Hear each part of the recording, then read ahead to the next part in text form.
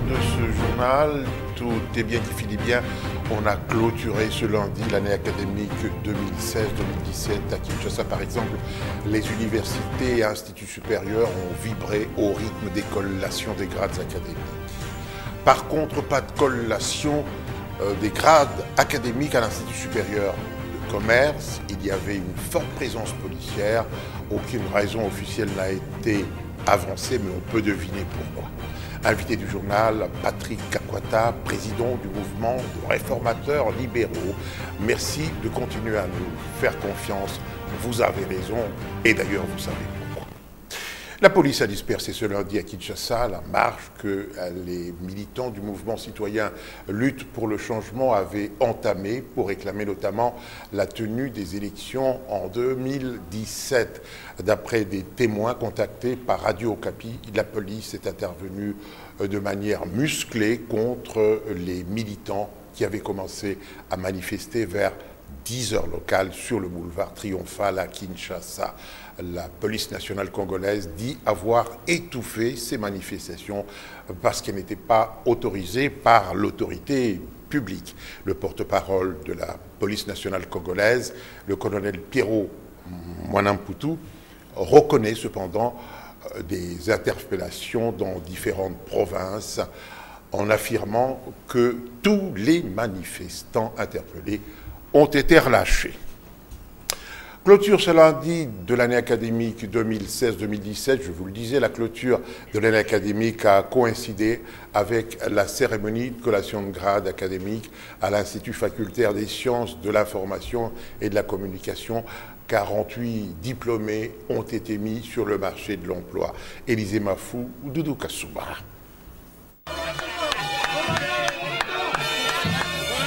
Au-delà de son caractère protocolaire et pédagogique, la clôture de l'année académique 2016-2017 et la collation de grade à l'Institut facultaire des sciences de l'information et de la communication était un moment fort, inoubliable à célébrer. Au total, 48 diplômés, dont 22 gradués, 20 licenciés et 6 docteurs, ont vu leur dur travail récompensé. L'année académique 2016-2017 a été ouverte officiellement le samedi 15 octobre 2016. Tous les aspects pédagogiques liés au calendrier, tels que les cours, les conseils de faculté de département, les examens, les vacances, jusqu'à la collation des grades académiques, ont été passés au peigne fin. Les lauréats n'ont pas manqué d'exprimer leur joie à notre micro. Je suis tellement joyeuse de terminer mes études en sciences de l'information et de la communication. Je suis très fière. Eh bien, le seul mot que je peux avoir aujourd'hui, c'est que je suis très content d'avoir fini enfin mes études. Vous savez, c'est pas facile. Un très long parcours de 5 années, 5 années de souffrance, 5 années d'études, c'est très compliqué, surtout dans notre pays. Pour cette année qui vient de s'achever, l'IFASIC a inscrit 5034 étudiants, mais seuls 3268 ont rempli toutes les formalités. Depuis sa création en 2002, l'école doctorale de l'IFASIC a déjà mis sur le marché 16 docteurs en sciences et techniques de l'information. Cérémonie similaire à l'Université catholique du Congo, à l'UCC. L'UCC a décerné 364 diplômes, dont 172 en licence et 154 en master, 33 en agrégation et 10 docteurs. Pour le recteur de l'université, l'abbé Léonard Santédi, les objectifs ont été atteints. La cérémonie de la collation de grade s'est déroulée dans l'amphithéâtre du campus de l'IMET. Gloria Nseya, Tapilutunu et Serge Mitelesi. Lundi 31 juillet 2017, un jour de fête et de joie pour les lauréats de l'Université catholique du Congo. L'année académique 2016-2017, qui a débuté depuis le 15 octobre 2016, s'achève sur une note bien positive. Aucun incident majeur n'a été enregistré au sein de l'Université catholique du Congo. Sentiment de joie, parce que, bon, on a atteint les objectifs éducatifs, assignés, un enseignement de qualité, un bel encadrement, insister sur l'aspect éthique, sur le leadership éthique et spirituel et le leadership intellectuel. Et la création ici de cette école UCC Management, School of Management, une école d'administration publique, d'administration des entreprises et de développement.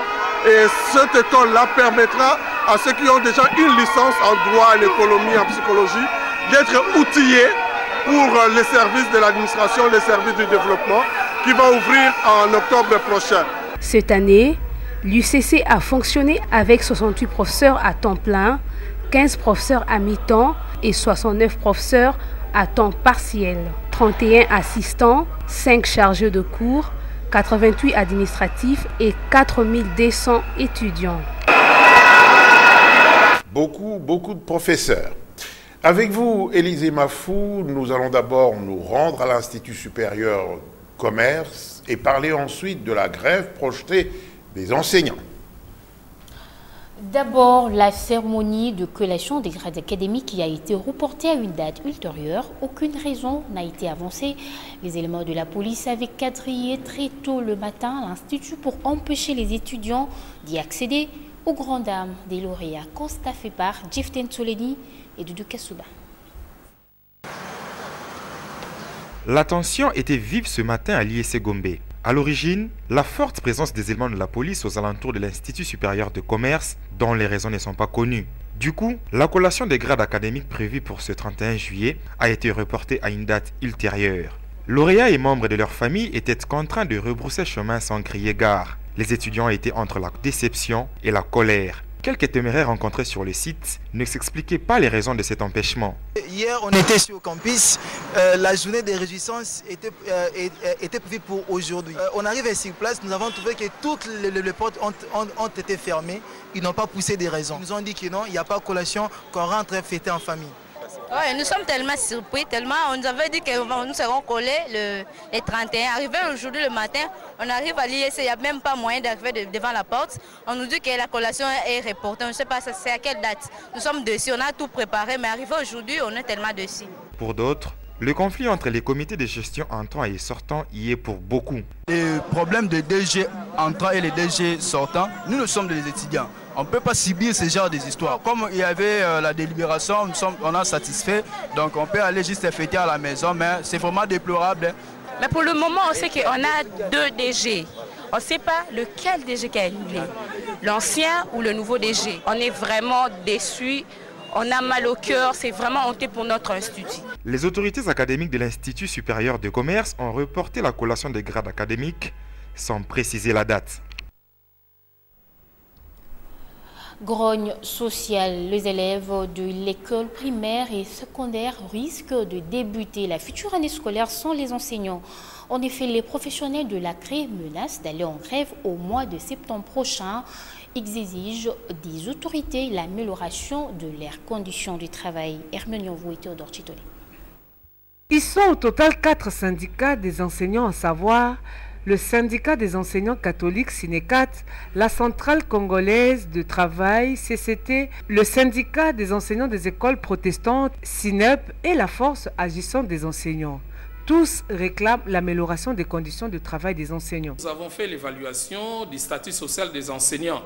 Eh bien, les enseignants ont relevé que le bilan est largement négatif par rapport à la prise en charge des questions de l'éducation, sans oublier la question de l'amélioration du statut social des enseignants. Voilà pourquoi les enseignants ont pris la décision de pouvoir poser des préalables avant que l'on puisse parler de la rentrée scolaire 2017-2018.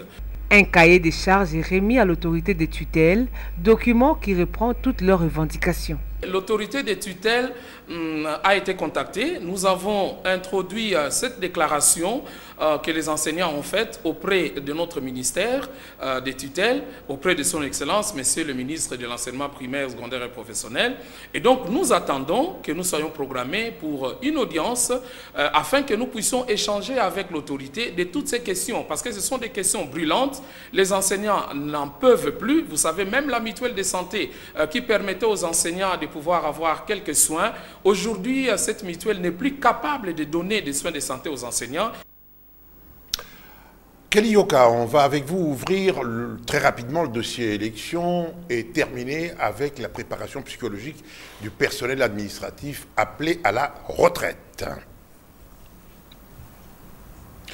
Le député national Laurent a rempli son devoir civique. Il était allé se faire enrôler dans sa circonscription électorale. Occasion pour l'élu de la FUNA d'inviter les habitants de cette partie de la capitale de se faire enrôler massivement. Avant de remplir son devoir civique, Laurent Batumona a communié avec les fidèles de l'église Sebeko à Makala. Hermion Yanvou et Eric Ndongala.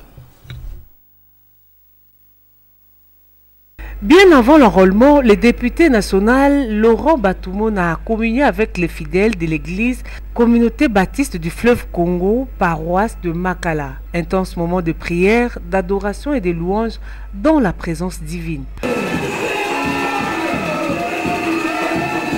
Aussitôt après, le président du mouvement de solidarité pour le changement a fait le pied de l'avenue Manzengele à Makala 1 jusqu'à l'école primaire Saint-Clément.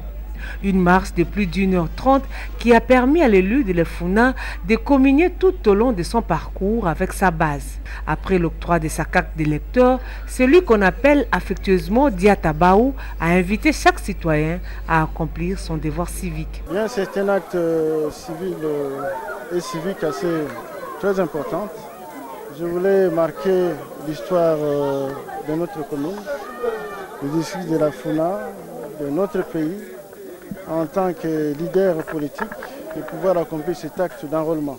Et je demande au dernier retardataire de pouvoir faire un effort pour qu'il puisse enrôler davantage, pour que mon parti, le mouvement de solidarité pour le changement, la plateforme Front du Peuple, et pourquoi pas les rassemblements, de pouvoir rafler autant de sièges possibles, d'abord au niveau des échelons des élections provinciales, des élections législatives et pourquoi pas présidentielles. L'élu de la FUNA a saisi cette occasion pour être témoin de près de 30 habitants de Makala en vue d'obtenir leur carte d'électeur. Cérémonie inaugurale ce lundi de la session de formation et d'orientation à l'intention des retraités de l'administration publique. Pour le ministre d'État en charge de la fonction publique, cette session de formation va permettre aux bénéficiaires une reconversion pour une retraite décente. Bienvenue Babois et Alain Zongola. Évalué à près de 250 000 l'effectif des éligibles à la mise à la retraite, les retraités de l'administration publique sont sur le banc de l'école. Le séminaire de formation à la reconversion va permettre aux retraités de ne pas rester oisifs. Michel Bongongo rassure qu'ils bénéficieront des avantages.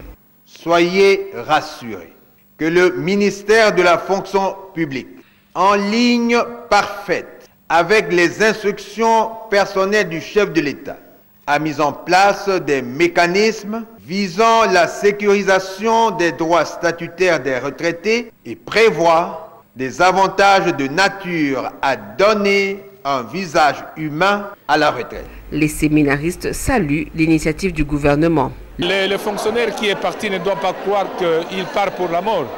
Il peut encore exercer, soit au sein de l'administration publique en tant que coach, soit dans une activité lucrative qu'il pourra créer et qui sera suivie par un cadre qui sera mis en place par l'administration publique. Nous demanderons à ce que nous soyons initiés dans ce que nous allons réaliser pendant notre retraite. L'objectif global de cette formation est de donner un visage plus humain aux agents et fonctionnaires des ministères des services de l'administration publique qui seront mis à la retraite. En sport, la RDC a terminé à la 22e place sur les 45 pays qui ont pris part aux 8e Jeux de la francophonie qui se sont déroulés du 21 au 30 juillet à Abidjan en Côte d'Ivoire. Le pays a remporté 3 médailles dont une en or et 2 en bronze. La médaille en or, comme vous le savez, a été remportée par le marathonien Makorobondo Salukombo. Il a couvert les 42 km 500 en 2 heures 27 minutes et 54 secondes. Et les 2 médailles en bronze ont été raflées en lutte et judo. La première place est occupée par la France avec 49 médailles, dont 22 en or.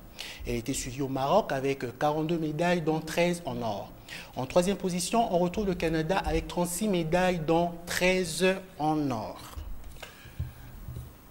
Hors de nos frontières, près d'un an et demi après sa propre réélection, le président du Congo-Brazzaville, Denis Sassou Nguesso, devrait de nouveau disposer d'une majorité confortable à l'Assemblée au terme du second tour des élections législatives qui se tenaient hier, dimanche. Ces élections ont été marquées par quelques incidents et le report du scrutin dans 9 circonscriptions de la région du Poul. Les résultats de ce second tour ne seront pas connus avant quelques jours. Honorable, bonsoir. Oui, bonsoir, monsieur. Alors, comment se porte, disons, la famille politique proche du chef de l'État? La famille politique proche du chef de l'État se porte très bien. Mais vous parlez pas très fort, si bien qu'on en douterait. Non, elle se porte très bien. Ah bon? Oui. C'est-à-dire quoi, se porter très bien? Cela veut dire qu'il est toujours dit, une personne qui peut vous dire je me porte bien, mais c'est un malade qui s'ignore. Mais pour l'instant, tout se porte très bien. Ah ben très bien. Et quand vous avez entendu parler, Monsieur Nanga, du report des élections à Paris, donc pas à l'extérieur, vous n'étiez pas un petit peu gêné aux entournures? Non, pourquoi on peut être gêné? Parce qu'il faudrait être aussi dans le contexte de foi. Il faut se placer dans le contexte. Quand Nanga l'a dit, venant d'une conférence, venant d'une formation, venant d'un rendez-vous, où une question lui a été posée, parce qu'un micro lui a été tendu, par respect, Nanga ne pouvait que répondre d'une manière technique, et Nanga n'est qu'un expert. Et la réponse de Nanga, c'est la réponse d'un expert. Mais pourquoi la majorité présidentielle donne l'impression de le défendre dans toute sa majorité, sans exception? Non, il ne faudrait pas dire que la majorité présidentielle donne l'impression de les défendre. La majorité présidentielle ne le défend pas. C'est une réalité qui est en face de nous. Et nous, on ne fait qu'écouter les avis d'un expert. On ne défend pas. On écoute, et si réellement nous sommes dans ce sens-là, nous ne pouvons qu'appuyer ce qui vient d'un expert. Parce que d'autant plus, la CENI aujourd'hui, c'est une CENI qui a été placée ou instituée. Les animateurs sont venus de tous bords. Si j'ai dit de tous bords, je vois la société civile, je vois l'opposition, je vois la majorité, je vois les personnalités indépendantes. Et aussitôt qu'ils sont entrés en fonction, ils se sont départis, où le cordon ombilical a été coupé de là où ils sont venus, et ils sont devenus des experts pour garder leur neutralité et amener le pays au bon port des vraies élections dignes de la République démocratique du Congo. Alors, vous n'êtes pas surpris par cette cassure qui fait que à la majorité présidentielle, on défend M. Nanga, et dans l'opposition, toutes tendances confondues, on lui jette des pierres, en fait. Pourquoi ça peut être une surprise? Au contraire, je suis content. Parce que cela reflète même la démocratie. Parce que dans une démocratie, il y a toujours 200, 300 de cloches. Donc ça reflète la démocratie, donc ce n'est pas une surprise. Parce qu'il ne faut pas dire que nous tous on est à pensée unique, ou nous ne voyons nous tous que dans un même sens. C'est tout à fait normal. Aujourd'hui, la majorité dit, moi je suis d'A. Et l'opposition dit, je suis d'en B. Donc au moins, reconnaissez qu'il y a une démocratie. Donc ce n'est pas une surprise. Et d'ailleurs, c'est là même l'art de la démocratie. Mais vous reconnaissez quand même, parce qu'il semble que même lors des concertations, il en avait été question, vous comprenez quand même qu'une certaine opinion ait été surprise parce que n'ayant pas été préparée. Non, reconnaître par rapport à quoi? Je veux me poser cette question. Mais j'ai été surpris. Non, nous devons savoir ceci. Aujourd'hui m'appartient. Demain n'est pas à moi. Une surprise ou un imprévu peut m'arriver demain. C'est vrai que je peux me tracer un chemin, je peux me tracer un objectif, j'ai un target à atteindre, mais il faudrait savoir qu'il y a des embûches aussi. Il y a des imprévus qui peuvent arriver, mais il faut savoir les contourner ou les affronter. Alors, ce qui nous est arrivé, soit c'est un imprévu, c'est une surprise. Alors, sachant comment contourner, ou soit sachant comment affronter, mais l'essentiel vaut mieux la fin d'une chose que son commencement. Atteignons la fin. La fin, ce sont les élections. C'est la fin qui justifie les moyens. Oui. Mais quand même, ça a donné l'impression d'être un couac. Tout le monde attendait, comme le prévoyaient les accords, décembre 2017, et puis paf, hein, comme un cheveu dans la soupe, le report annoncé à partir de Paris. Alors que l'histoire devra se faire à partir de notre pays, de Kinshasa. Si j'allais dans ce sens, ça serait dire que du coup, à ce jour, nous tous, nous avons accepté ce que l'expert a dit. Mais au contraire, l'accord prévoit une clause, viendra un moment de l'évaluation. Et l'évaluation se fera entre la CENI, le gouvernement et le CENSA. C'est de cette évaluation qu'on nous dira si oui, il y a report des élections, ou si oui, nous ferons des élections cette année. Là, ce n'était qu'un avis d'un expert qui a dit, techniquement pour l'instant, je ne vois pas. Mais comme il y a une clause de l'accord qui dit qu'il y aura évaluation, de cette évaluation, c'est là où nous attendrons que la confirmation ou le rejet de l'avis de l'expert, parce que ce n'est pas l'expert qui nous dirige, c'est le politique qui nous dirige. L'expert ne fait que suivre la volonté du politique. Et c'est pour ça qu'un jour, M. Nanga a crié, il a dit, les politiciens, entendez-vous pour que vous puissiez me permettre, moi, d'organiser des bonnes élections. Il peut amener toute sa magie du monde, mais aussi longtemps que nous politiques, et quand je parle de nous politiques, je vois majorité, opposition et personnalité indépendante, plus encore, entre guillemets, la société civile, parce qu'elle s'intéresse à la politique. Nous devons nous entendre pour que la magie de Nanga puisse maintenant nous amener à bon port. La magie. La magie de Nanga. Pas la technicité, mais la magie. La magie, parce qu'un expert, c'est la magie. Un expert vous donne ce qu'est la matière grise. Mais de toute façon, de deux côtés, en fait, vous rejetez la patate chaude. Hein. C'est normal, c'est la vie de la démocratie. Oui, c'est normal, c'est la vie de la démocratie. Pourquoi? Parce que tout un chacun doit savoir que au moment où nous avons compétit pour les élections, j'ai amené un projet de société. L'autre a amené un projet de société. Mais l'arbitre, c'était le peuple, qui s'est dit ce projet de société est le meilleur, je le prends. C'était aussi des patates chaudes, si je peux dire de cette manière. Alors aujourd'hui aussi, nous devons aussi amener, parce qu'on n'est pas là pour être dit, qu'on se dise, nous sommes une caisse de résonance. Non, nous devons dire ce qu'il se doit, mais le peuple est là aussi pour nous juger, pour dire, les gens à qui nous avons placé confiance font leur travail. Et pour moi, je reviendrai encore, comme je l'ai dit tout au début, c'est l'art de la démocratie, et je me dirais, c'est le reflet. Je suis content alors au moins qu'il y a une démocratie en République démocratique du Congo. Il y a une liberté d'expression, et il y a l'écoute de la liberté de l'opinion de tout un chacun. C'est la Constitution qui le consacre.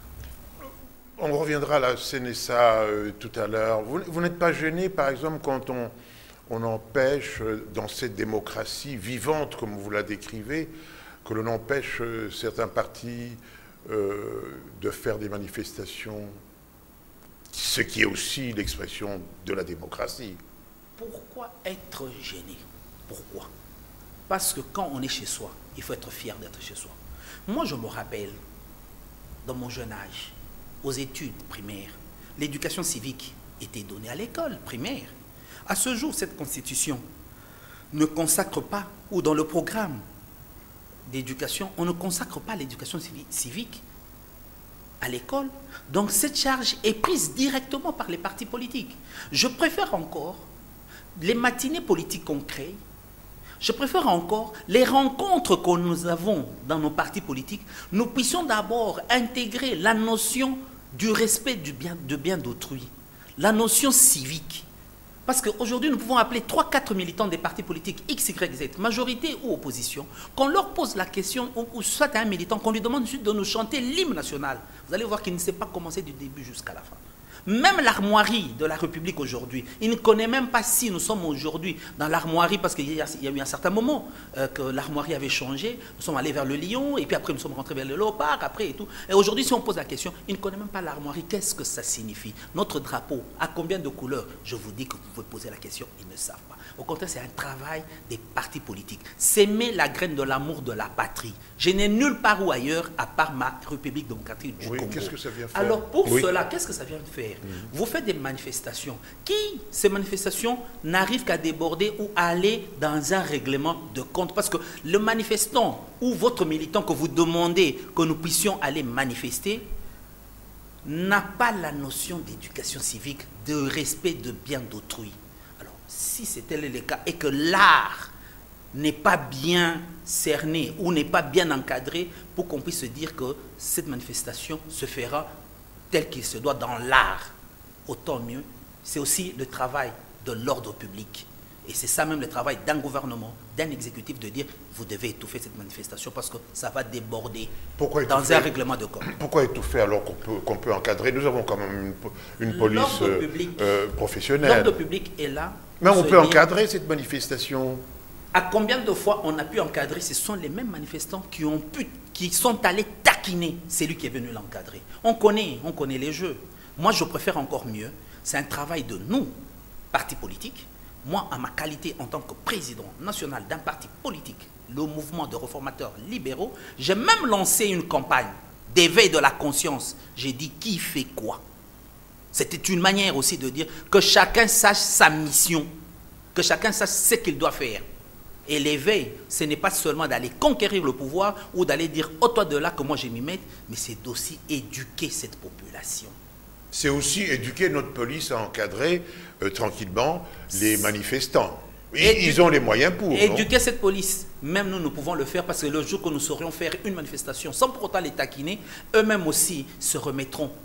Vous savez, quelque part, il est dit, un sage, c'est celui qui sait savoir se taire et observer. Alors, il est mieux aussi qu'on sache se taire et observer. La police ne débordera aussi jamais. Parce que vous avez parlé de la CNSA, comme moi je la prononce, le président Olenga Nkoy est décrié, sa nomination est décriée par une partie de l'opposition et même de l'opinion. Qu'est-ce que vous en dites? C'est tout à fait légitime. Je rentrerai toujours pour dire que c'est une démocratie. Vous savez, une décision, d'une autre manière, on l'appelle conséquence. Et la conséquence peut être positive ou négative. Et d'ailleurs, c'est bien comme il y a une partie qui conteste. Mais l'accord nous dit bien que ça revient, ce poste de la présidence revient de l'opposition, revient à l'opposition ou au rassemblement. Vais-je me poser cette question? Monsieur Olenga Nkoy, est-il de l'opposition ou pas? Mais je crois que vous me direz, il est de l'opposition. Vous êtes de mon avis, comme M. Olenga Nkoy vient de l'opposition. Cela ne nous concerne pas. Mais c'est de la démocratie. Une contestation, d'ailleurs, cela démontre réellement que ça s'est fait dans l'art. Le choix s'est bien passé. Et vous constatez aussi qu'il y a deux ailes du rassemblement. À tout ce qui sera dit, sachez qu'il y aura toujours un non. Est-ce que nous sommes là pour satisfaire jusqu'au dernier besoin de tout un chacun, ou bien nous sommes comptables et il y a un peuple à qui nous devons rendre compte? Je crois que pour l'instant, nous avons une situation économique qui nous dépasse. Le moment est venu que les politiques, l'opposition, la majorité, les personnalités indépendantes et la société civile, qu'on se mette autour d'une table pour maintenant une conférence économique, sociale. Parce que le social de la population, nous parlons nous tous au nom de ce peuple. Mais que faisons-nous pour ce peuple? Mais nous sommes là toujours parce que l'homme politique, lui, ne voit que l'alternance. Tu dois partir, moi je m'y mets. Mais un homme d'État voit la génération future. Alors là, je ne vois que tout un chacun ne fait que chercher des solutions politiques parce que étant homme politique, mais dépassons-nous à un certain moment, soyons des hommes d'État pour que nous puissions aussi trouver la solution des générations futures. Le social aujourd'hui a un problème. L'économie a un problème. L'argent fuit là où il y a des bruits. Même si on vous mettait, vous chercherez à être Adam ou à être Caïn, parce que vous chercherez à justifier en disant « laissez-moi du temps, parce que ceux qui étaient là, ils ont tout détruit. » Parce que vous n'avez pas la solution en main sur place. Alors autant mieux qu'on se mette. Si réellement vous avez l'amour de la patrie, vous aimez la RDC, mettons-nous autour d'une table. Trouvons d'abord une solution économique, sociale. En tant qu'intellectuel, vous qui aimez notre pays, sa crédibilité extérieure aussi. L'épouse de feu Étienne Tshisekedi a demandé à ce qu'on puisse enterrer dignement feu son mari au pays. Quelle est votre façon de voir les choses? Nul n'a le monopole d'appartenir à la RDC ou l'amour de la République démocratique du Congo. Nul n'a le monopole. C'est à nous tous. Les 2 345 000 km nous appartient et c'est tout à fait normal. Il n'a qu'à venir, il y a encore de la place. Moi, au moins, j'aurais préféré aussi que ce soit cela. Et plus loin, rechercher même le corps de Mobutu. Plus loin, le corps de Moïse Tshombe. Je préfère encore que tous ces corps-là puissent rentrer. Parce que nous, on ne doit pas seulement se focaliser sur le corps de papa Étienne Tshisekedi, mais on doit rentrer aussi sur le corps de papa Mobutu, sur le corps de papa Tshombe, et tout cela. Que tous rentrent, il y a de l'espace. C'est leur pays. Ils ont travaillé pour cela. Si moi aussi je parle aujourd'hui, c'est parce que lui, il est le père de la démocratie. Il a lutté pour cela, pour que cette démocratie arrive. Il le mérite. Mobutu a travaillé aussi pour que ce qu'on appelle l'authenticité, de me sentir fier d'être congolais ou zaïrois du temps. Mobutu y a travaillé. Alors il le mérite aussi. Tshombe, il a travaillé pour qu'il y ait une certaine fierté, que je me dise aussi Katangé, parce que je dois l'être. Ah, mais alors avant de vous remercier, ma maman Marthe, elle pense que c'est le gouvernement en place qui ne veut pas que le corps de feu Étienne Tshisekedi puisse venir être enterré dignement dans son pays. Bon, j'ai ouï entendre, comme vous aussi, mais à ce niveau, étant donné que je ne suis pas de l'exécutif, et ne sachant pas, n'ayant même pas maîtrisé le niveau de contact avec la famille biologique, je préfère me réserver et ne rien dire. Mais comme elle a dit, attendons le son de cloche du gouvernement. Qu'est-ce que le gouvernement nous dira? Je veux m'incliner, mais en tant que député, ayant mes pouvoirs constitutionnels, viendra le moment où je peux faire venir maintenant le gouvernement pour m'expliquer. Mais je crois que ce n'est pas d'un micro de la télé. J'ai un micro constitutionnel qui me permet de bien poser la question. Alors je préfère encore à ce niveau mettre tout le monde, de garder leur mal-en-patience. À la reprise, si rien n'est encore fait, j'userai de mes prérogatives constitutionnelles. Honorable Kakwata, je vous remercie. Je vous en prie. Ce journal est terminé. Vous êtes de plus en plus nombreux à nous regarder à l'extérieur grâce au bouquet CPLA TV Canal 78. Merci de continuer à nous faire confiance. Excellente suite de programmes sur notre chaîne, la vôtre également. Bonsoir et à demain.